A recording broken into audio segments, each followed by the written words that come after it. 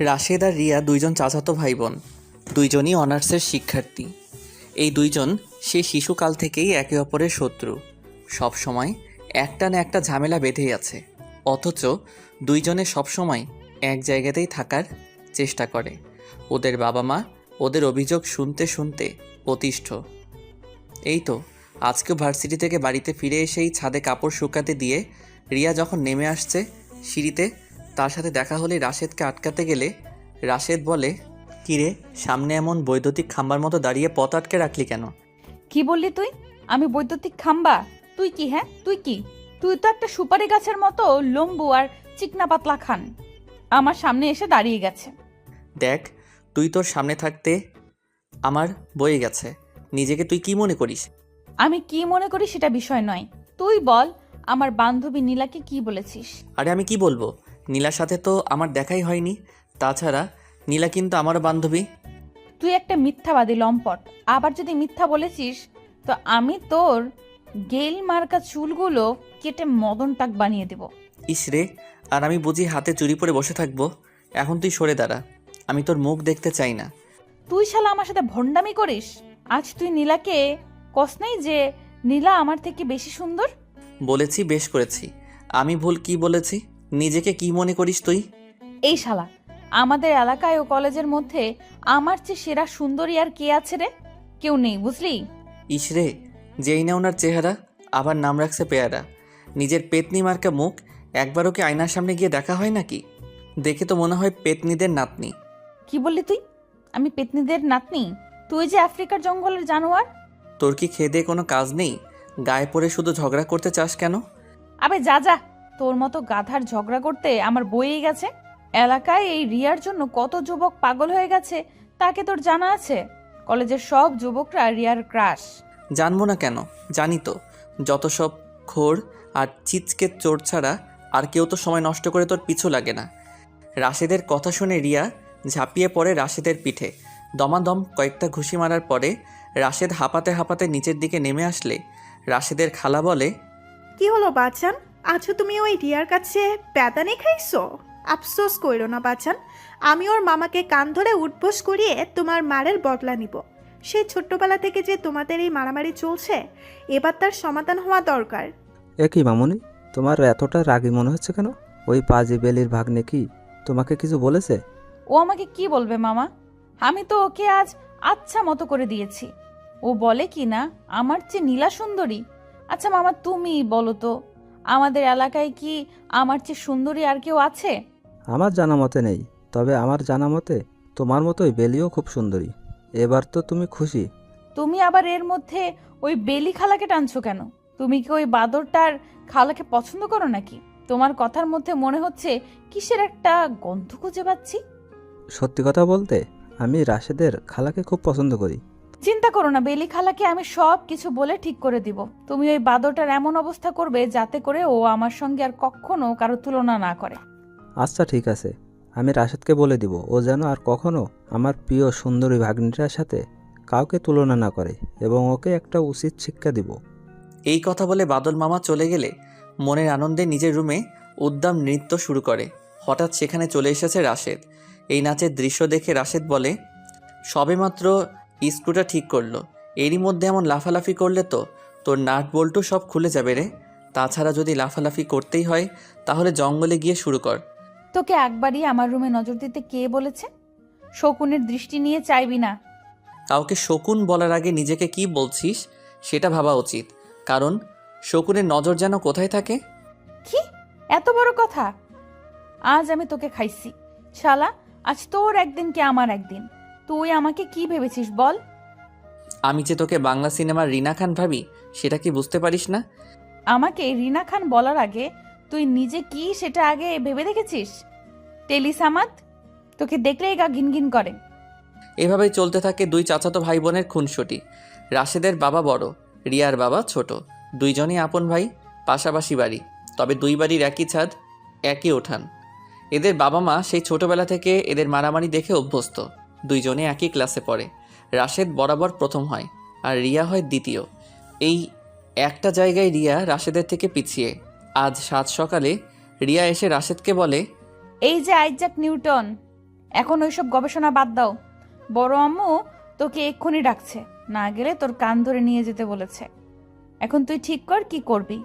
এতে ঠিক করার আবার কি আছে? মা যখন বলেছে তখন তো তোকে কান ধরে নিয়ে যাব। আরে আরে, এইটা কি হচ্ছে? আমার তো কানে লাগছে।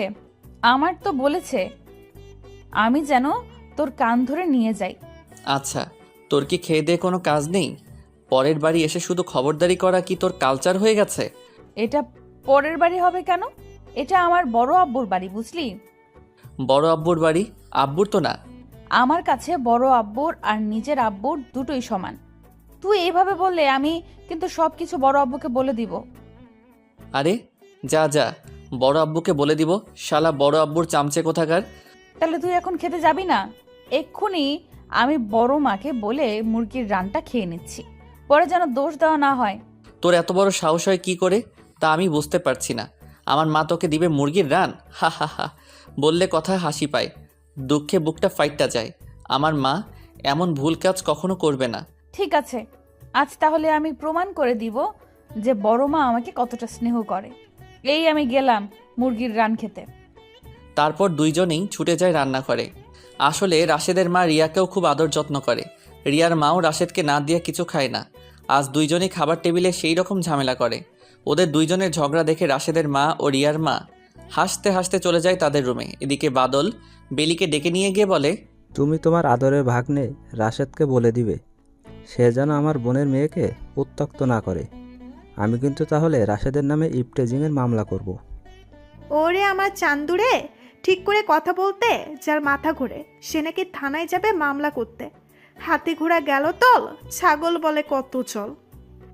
তো তো তুমি কি কি কি কি কিন্তু আমাকে বেশি রাগাবে না বলছি।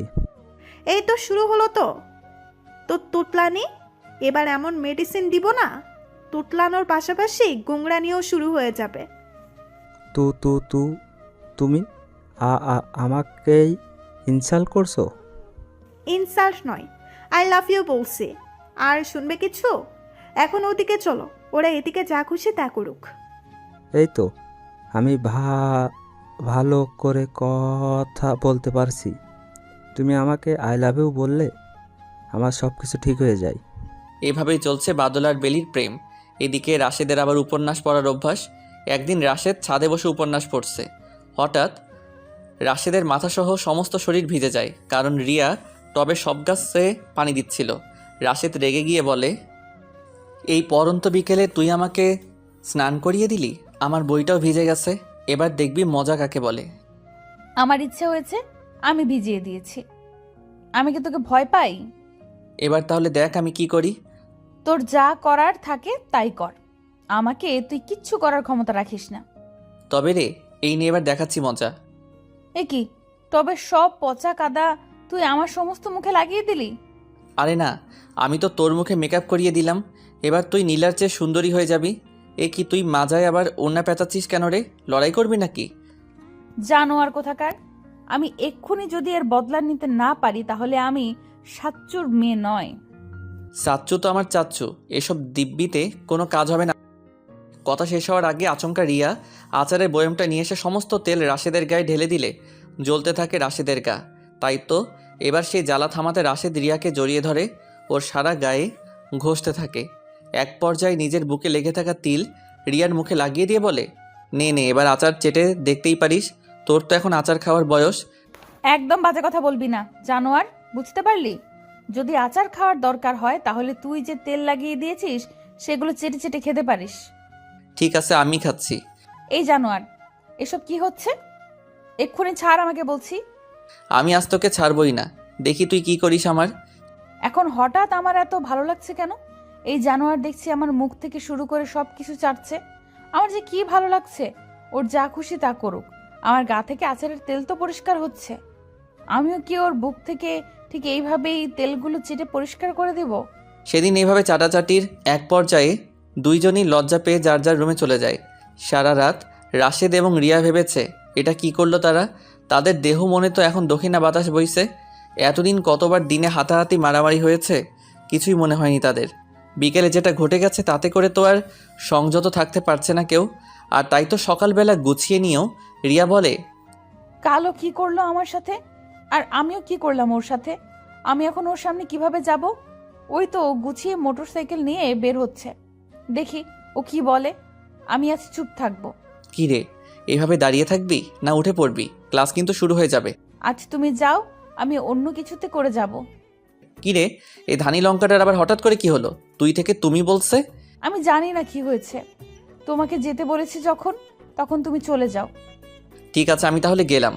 তুমি তো আর জানো না চাচাতো ভাই, তুমি আমার মনের বাগানে যে গোলাপ ফুটিয়ে দিয়েছো তা এখন সৌরভ ছড়ানো শুরু করে দিয়েছে। তোমার পেছনে বসলে যে আমি থাকতে পারবো না। এই তো আমিও চলে এসেছি। কলেজে এসে নীলাকে নিয়ে গল্প করতে করতে নিজের মনের কথাগুলো বলে একটু হালকা হলো রিয়া। ওদিকে রাশেদেরও মন ভালো লাগছে না। কলেজ ছুটি হওয়ার আগেই রিয়া রাশেদকে জানিয়ে দিল, তুমি তোমার মতো করে বাড়ি চলে যাও, আমি নীলার সাথে চলে আসব। গতকালের বিষয়টার জন্য কি তাহলে রাগ করেছিস? আমি রাগ করিনি, আর এখন থেকে তুমি আমার সাথে এইভাবে কথা বলবে না। এই তোর কি হয়েছে রে? আমার দিকে না তাকিয়ে ওভাবে মাটির দিকে তাকিয়ে কথা বলছিস কেন? আমি কিচ্ছু জানি না, তুমি চলে যাও। ঠিক আছে, আমি গেটে অপেক্ষা করছি, 10 মিনিটের মধ্যে চলে আসিস।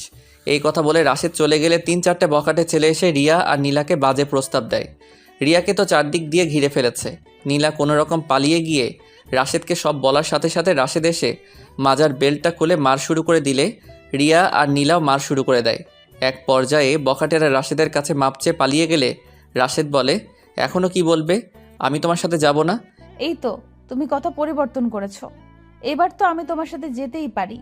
এই নীলা, আমি তাহলে গেলাম। এ কি, আজ তুমি আমাকে এভাবে জড়িয়ে ধরে বসলে যে? গতকাল তুমি যা যা করেছো তাতে করে তো আর না জড়িয়ে ধরতে পারছি না। আমিও তো সেই মুহূর্তের কথা ভুলতে পারছি না। এখন কি হবে? যা হলে দুইজনে মনের ঝড় থেমে যাবে, তাই করতে হবে। আজ বিকেলে একবার ছাদে আসতে পারবে? তোমার সাথে আমার কিছু কথা বলার আছে।